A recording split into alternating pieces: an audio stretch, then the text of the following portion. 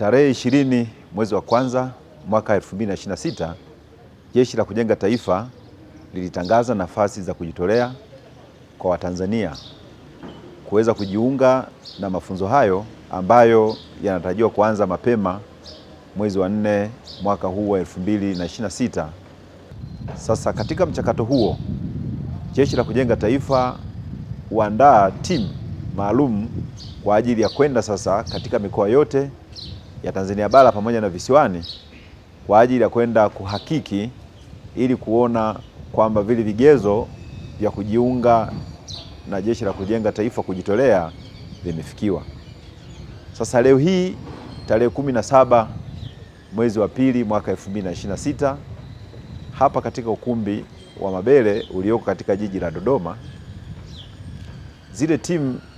kutoka ndani ya Jeshi la Kujenga Taifa zipo katika kikao kazi katika semina elekezi kwa namna ya kuweza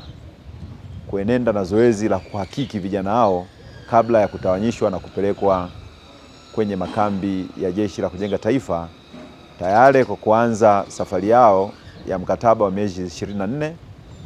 miezi 4 ya mafunzo ya awali ya ukakamavu ya kijeshi na miezi 20 kwa ajili ya kuweza kujifunza shughuli mbalimbali zinazofanyika ndani ya Jeshi la Kujenga Taifa, zikiwemo shughuli za kilimo, shughuli za mifugo, uvuvi, lakini shughuli za ufundi stadi zikiambatana na masuala ya ujasiriamali. Timu hii ambayo inakwenda kufanya zoezi la uhakiki katika mikoa yetu ni timu ambayo imeundwa na maafisa askari pamoja na watumishi wa umma ambao wamekula kiapo cha utii, kiapo cha uaminifu, lakini pia ambao ni wabobezi katika taaluma ambazo nimetoka kuzitaja. Kwa hiyo tu niwahakikishie kwamba watakwenda kufanya kazi nzuri ya kwenda kuhakiki, kuwapata vijana wa Kitanzania ambao watakwenda kupewa uzalendo, watakwenda kufundishwa ujasiriamali, lakini pia vile ile ari ya kuipenda nchi yao. Sote tunafahamu kwamba sasa hivi kumekuwa kuna vita vya kiuchumi baina ya nchi mbalimbali ambazo zinazunguka taifa letu la Tanzania. Hivyo ukifanikiwa kumbomoa kijana, maana yake umelibomoa taifa.